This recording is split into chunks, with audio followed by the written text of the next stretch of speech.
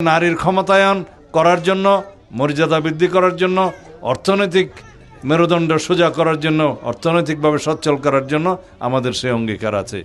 কৃষকদের জন্য আমরা কৃষক কার্ড দেব, তার মধ্য দিয়ে সে ন্যায্য মূল্যে কৃষি বীজ, সার এবং সমস্ত কৃষি উপকরণ পাবে।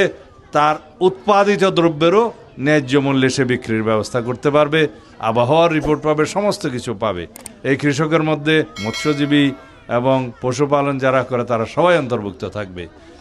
এর বাইরে আমরা আরও অনেক পরিকল্পনা নিয়েছি। শিক্ষার মধ্যে আমরা যাতে দক্ষ হাত তৈরি করতে পারি সেরকম শিক্ষা ব্যবস্থা, এবং স্বাস্থ্য কার্ড একটা আমরা দেব, যে স্বাস্থ্য কার্ডের যার হাতে থাকবে সে বিনামূল্যে সরকারি সমস্ত হাসপাতালে চিকিৎসা পাবে, এবং বেসরকারি হাসপাতালেও উন্নত মানের চিকিৎসার ব্যবস্থা আমরা করব ইনশাআল্লাহ।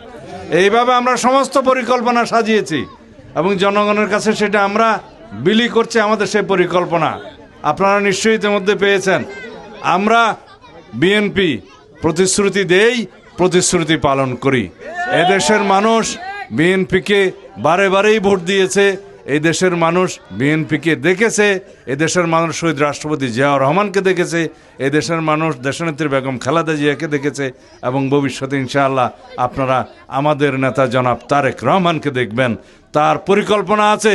তিনি বলেছেন আমার একটি পরিকল্পনা আছে দেশের জন্য, দেশের মানুষের জন্য। আমরা বলছি আমাদের একটা পরিকল্পনা আছে এই দেশের জন্য, এই দেশের মানুষের জন্য।